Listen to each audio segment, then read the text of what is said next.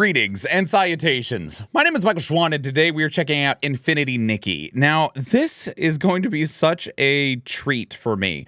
So, if you don't know, Infinity Nikki is based off of, I can't remember the actual name, Nikki something. It's a mobile game, and it's a dress-up gacha mobile game. But it has this whole storyline and everything, and it's one of those kind of like when Grand Blue Fantasy Versus and Relink got announced. Everyone's like, "What the heck is Grand Blue?" And they're like, "It's a gacha game that's insanely popular in non-English speaking countries." And everyone's like, "Oh." And Dress Up Nikki is one of those as well, and there's been multiple versions of it. And randomly, there was a trailer a little over a year ago for a game called Infinity Nikki. And we checked it out, and we watched the gameplay trailer, and we watched this animation, and I cried. I bawled my eyes out because it was beautiful and touching and heartbreaking, and I'm still thinking about it now. And then it became the most watched video on my channel. And it also became like one of the most watched videos for this game. It is no longer, and that's perfectly fine. And this is the reason why. So I have not watched the PlayStation State of Play yet, but I wanted to watch this before that because Infinity Nikki was re-revealed finally after over a year later at the recent PlayStation State of Play. And I was very fortunate to also be contacted by the developers to, they expressed their thanks for the video that I did, and also to let me know that they'd be interested in having me be a creator for the upcoming playtest that they talk about in this video right here. And which is really cool because I actually did have a lot of interest in this game because it's a PlayStation console story-based open world adventure game compared to what the games were before, which was mobile dress-up gacha style games, right? So like it's kind of like what we saw with Grand Blue, where it moved away from its gacha roots that built the company up and, you know, built their value up, and then they started developing larger scale like single player experiences or multiplayer experiences in the terms of like Grand Blue Fantasy Versus, which is a fighting game, right? And we've seen that in a lot of other ways and shapes and spaces and stuff as well. Make those be quiet. And so, yeah, I mean, and that's what we're here to see, is to see the new gameplay trailer. There's also an IGN first look that we're going to check out as well to see what the game looks like at this point in time before the playtest later this year. And then I don't know if there's a release date in this trailer or not, but I wanted to check this out before it just, you know, went by in the cavalcade that was the PlayStation State of Play. So without further ado, let's get started.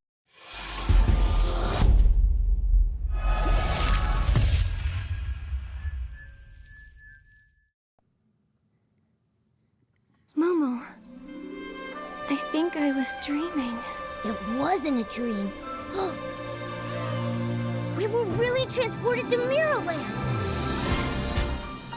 The path of a stylist is never easy. Look how good this looks. So, are you ready for it? We're ready.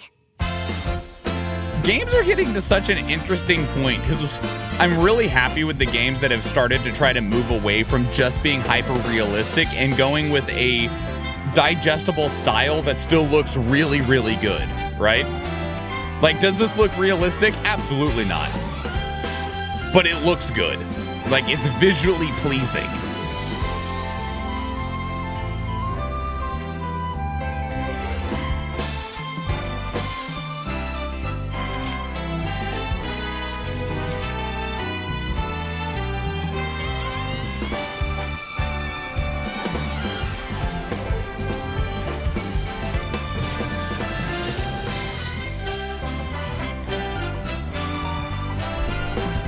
It wouldn't be a modern game if you didn't have a glider of some sort.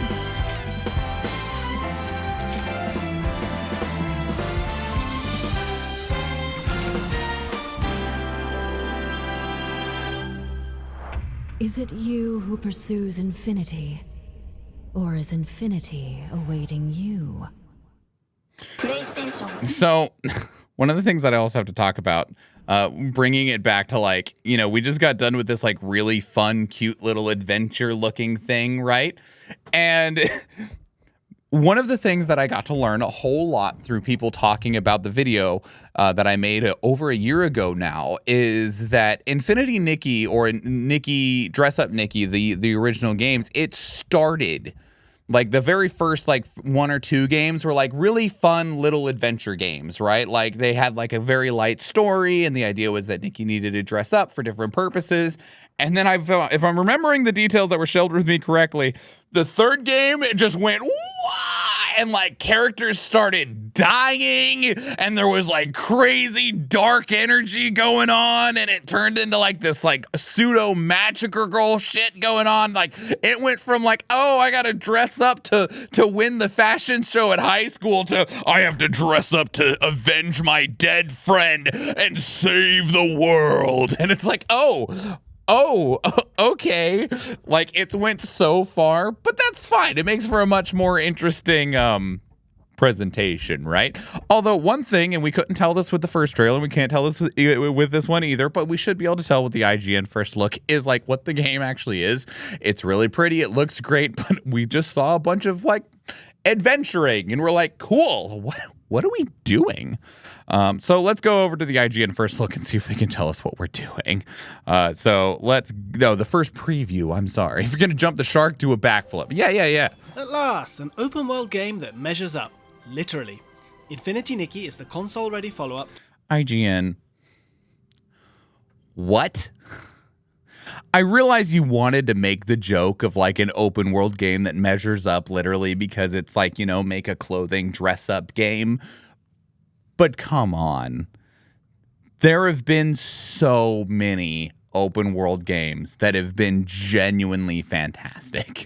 Like, let's not be disingenuous about this, okay? How dare you? All right, anyway, sorry, criticism aside. To the Miracle Nikki and Shiny Nikki series of dress-up games on mobile from Chinese game publisher Infold. Shining However, Nikki, it also that's what it takes is. some influence from The Legend of Zelda Breath of the Wild, with ex-Nintendo Breath of the Wild director Kentaro Tominaga as its executive producer. Really? And as I discovered from 3 hours playing a packed new demo on PC, Infinity Nikki blends the best of these two disparate worlds and tucks a ton of surprises under its sparkly belt.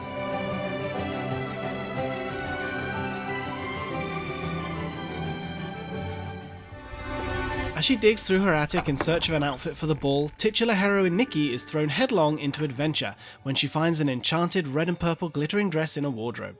Dancing with the dress, it suddenly pulls her and her talking cat-like pet stroke BFF Momo into a fantastical, mysterious realm. There, in the bowels of a crumbling castle, Nikki meets a cursed goddess named Ina the Curator, who grants Nikki with the heart of infinity and all its powers, sending her to Mirrorland and tasking her with reviving all the miracle outfits to save the world from evil. It's like The Wizard of Oz meets Final Fantasy meets Paris Fashion Week, with a healthy sprinkling of Gravity Rush and the never-ending story for good measure. This game's beautiful. Just like in Breath of the Wild, Infinity Nikki has an impressive sense of scale and varied locations that encourage exploration. The rolling countryside and mountain backdrop of the opening Memorial Mountains location is Hyrule as interpreted by Studio Ghibli, while the village of Florawish is idyllic and alive, drenched in colourful flowers and bustling with NPCs who give Nikki interesting lore updates or side missions. The village's gorgeous European architecture is dotted with collectibles such as blings, the game's currency, and Whimstars, essentially skill tree points that reward curious explorers.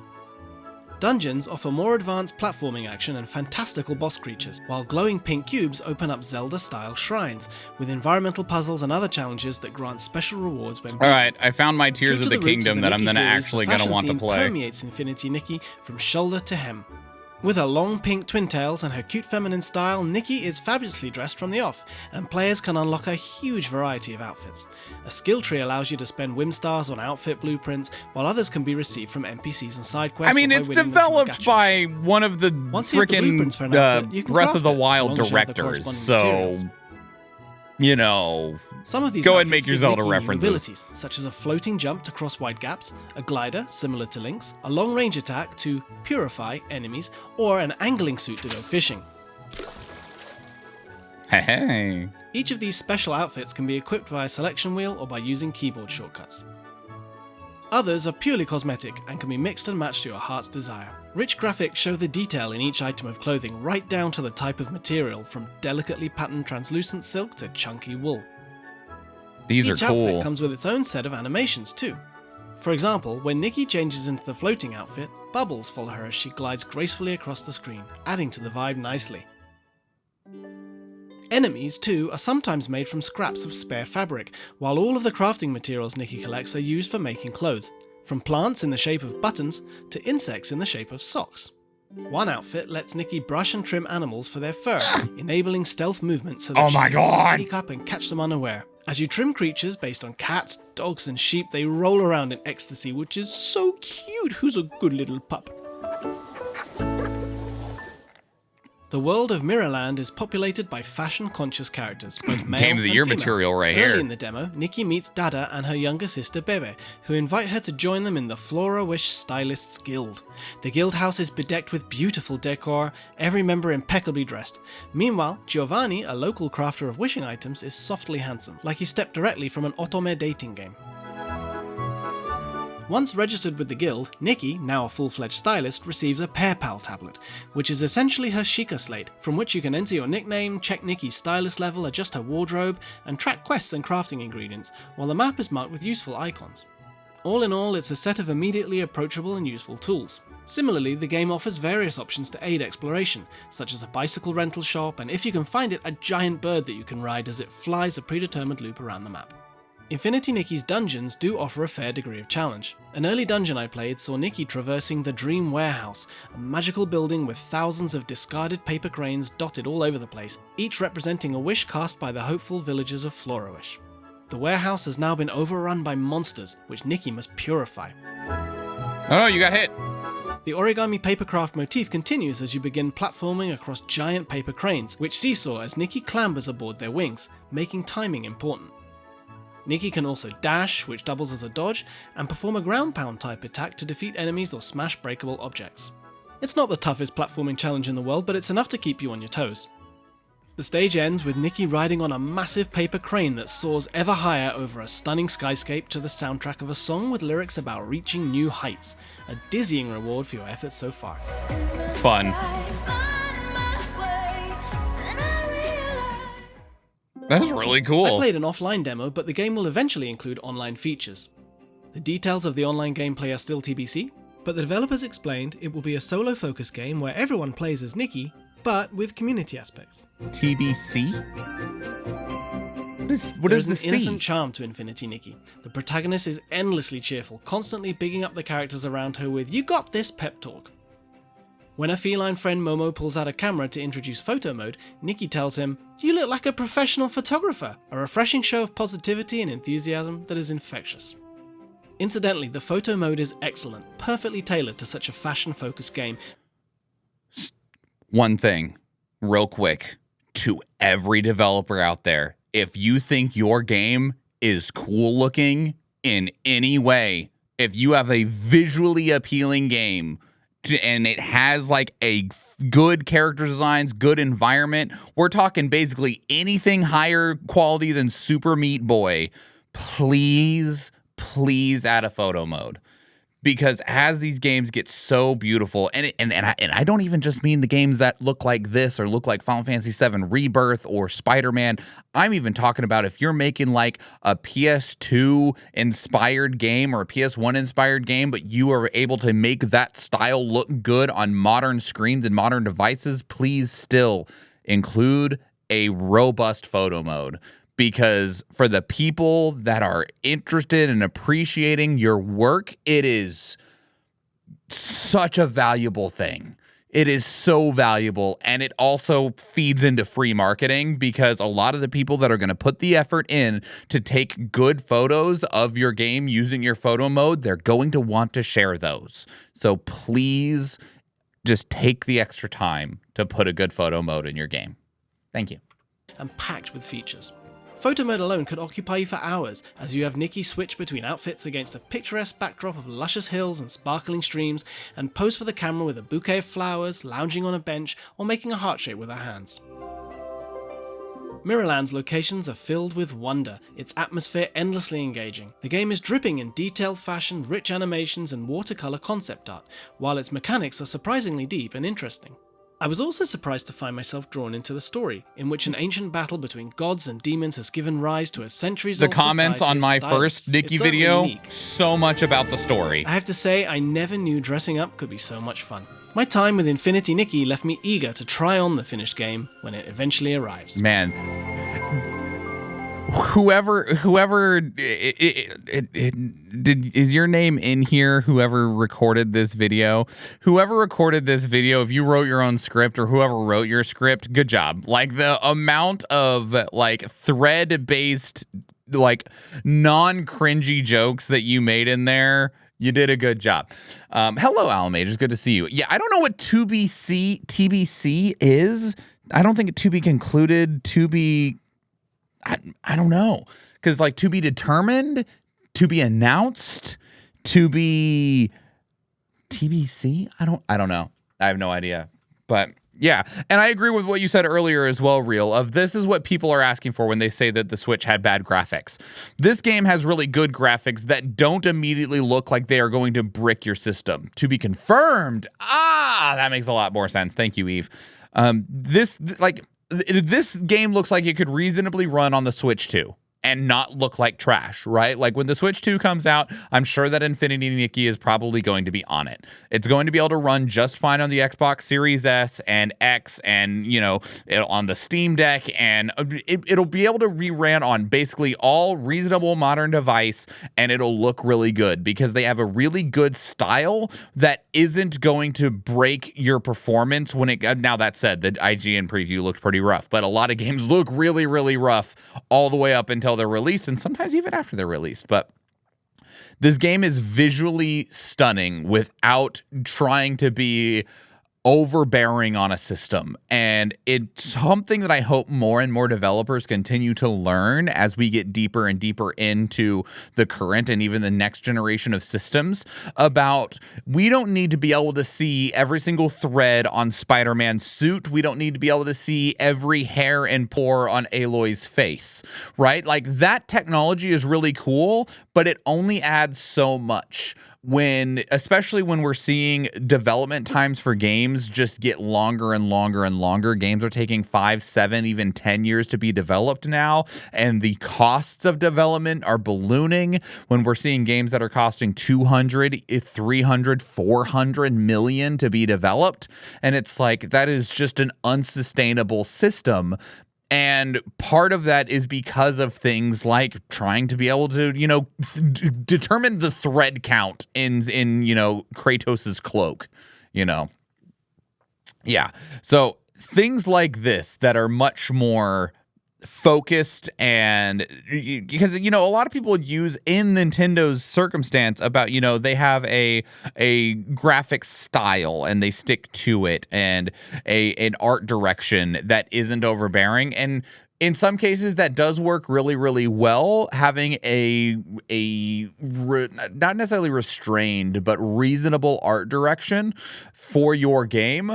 But if the system is just so underpowered like the Switch is, you see limitations in other ways. Like Legend of Zelda Breath of the Wild and Tears of the Kingdom, they both look good, but you can also tell that game is just still being held back by the system that it's on, which is unfortunate because with even a slightly better system and just a couple of put in improvements, the game would look phenomenal and just be this incredible game, even more than it already is. And then we can see the limitations of what that'll mean long-term in games like Bayonetta 3, where Bayonetta 3, they did have to go with an art direction on it so that it would be able to operate and function on the Switch. But at the same time, that game, even when it does get better hardware, is still going to be limited because there's no environment detail. There's no crowds. There's nothing like it's so devoid of detail so that the game could run at a reasonable frame rate so that you could play a Platinum Games style action game, But something like this looks really, really good without being just overly burdensome on the system. And it's because they took this really strong art direction that was within the realm and range of what's achievable on the hardware, but it's still just very, very visually pleasing. And, the thing is it necessarily won't hold up to intense scrutiny. Like even this pause screen, if you can barely, so my mouse is above Nikki's head right now.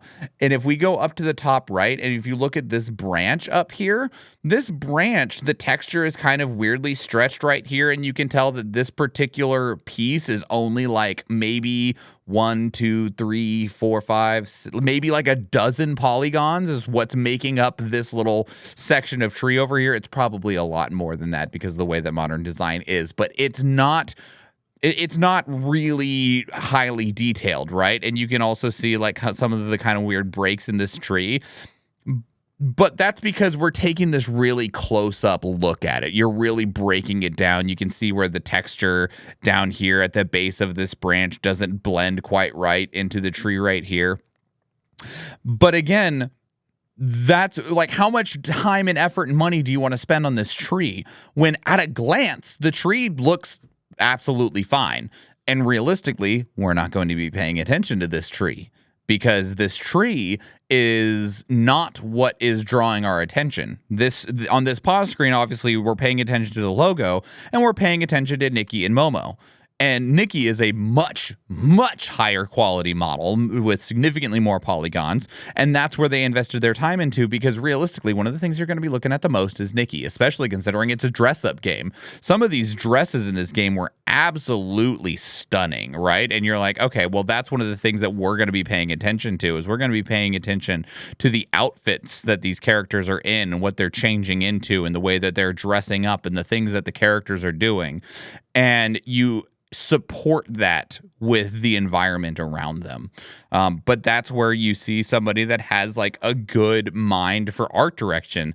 And knowing now that this game is the like producer for it is the former director of Legend of Zelda Breath of the Wild, that lends a lot of faith for this game. So if I do get, like, they extended me the offer, but I need to obviously have a conversation with the company behind Infinity Nikki, and I will, if the opportunity is available to me, I will absolutely participate in that playtest later this year, and I'm definitely looking forward to playing this game whenever it does release, because they said the test is in Q3 2024, which means that at the earliest we're seeing it released in Q4 2024, but more realistically probably Q1 or Q2 2025. And especially if the director of Breath of the Wild encourages the company to give them the time that they need to shape this game up to be something truly magical. And I hope that they do. But that's Infinity Nikki. I would love to hear your thoughts, everybody. If this is your first time seeing the game, what do you think? If you want to go check out that last video, it has a really beautiful animation and I bawl my eyes out, and you're welcome to go check that out as well. If you are a longtime fan of Infinity Nikki, how are you feeling at this point? Are you excited? I have never played any of the mobile games, and so this is going to be my first step into the Nikki-verse, if that's the word that is used. And I'm looking forward to it immensely, but I'd love to hear from you all the same. Put your thoughts down in the comments below, or catch up with us on social media. We have all of them, I think. We got a Twitter, we got an Instagram, a Threads, a Blue Sky, a Kara, we got a Discord. Pick your poison and come share your cup with us in whichever one is your preferred venue.